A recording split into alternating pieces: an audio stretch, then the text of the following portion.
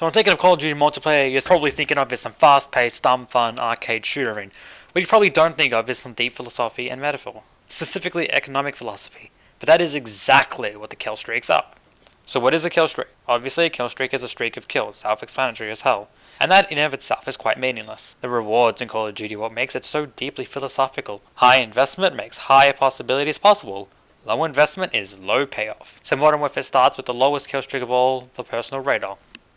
And it's only 3 kills, which that's not very hard to get at all. But what does it do for you?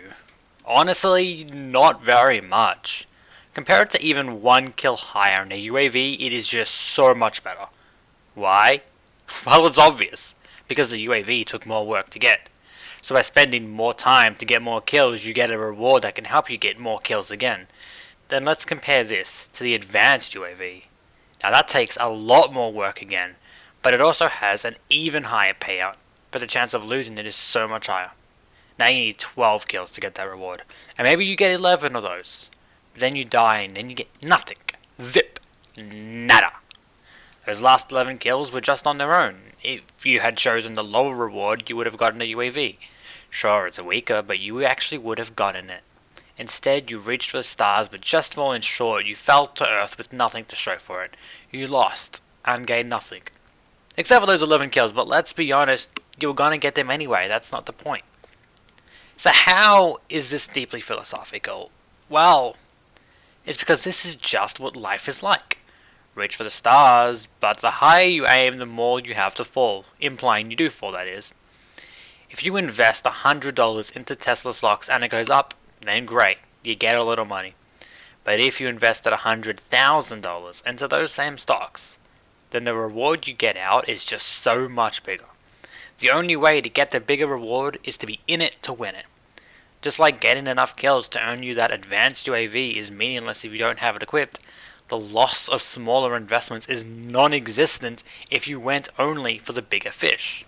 But this, my friends, is just the tip of the iceberg because it gets so much bigger than this. Let's compare the lowest assault-based killstreak, the shield turret, to a similar one, the sentry gun. Using the lower one can pretty consistently get you just about nowhere, but unless you're going to go and place a sentry gun in a completely out of the way useless spot, it will almost always get you some kills.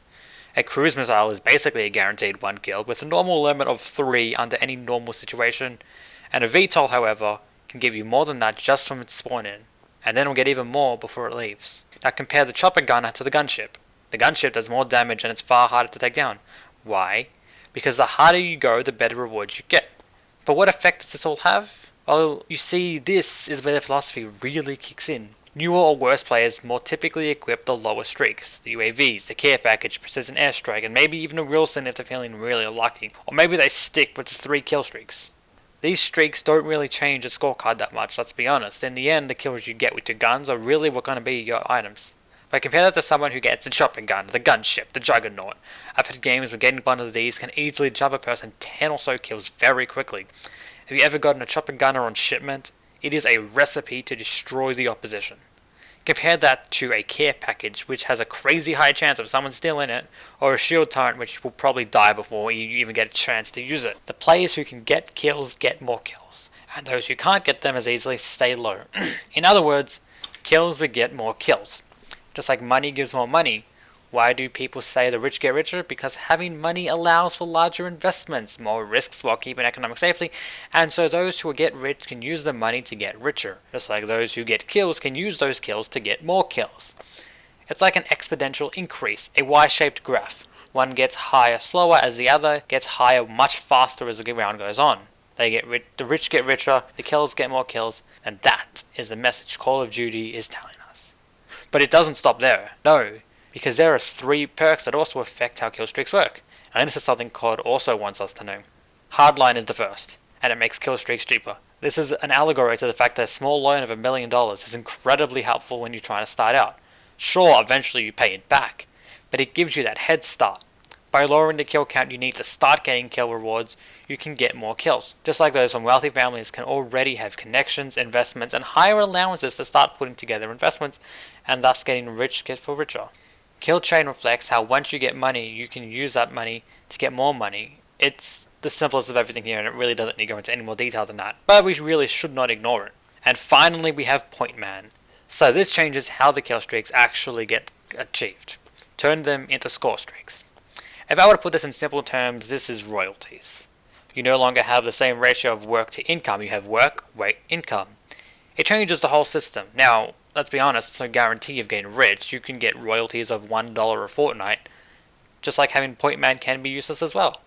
It's more effective in modes like Kill Confirmed, where you can collect points from tags, or things like Hardpoint, where you can get Capture Defend points, and less useful in TDM. Royalties are the same. Royalties for that YouTube video you posted 5 years ago successfully got monetized, but guess what no one's watched? Basically TDM. Royalties from the tax people pay every time they sell something on Steam Store? Domination. It's far more effective and gets you the rewards far quicker. Meaning that once you know what you're doing and set yourself up in the right situation, the royalties can come in quicker. In the end, it's all about risk-reward investment, which applies equally to Call of Duty as it does to our economic world.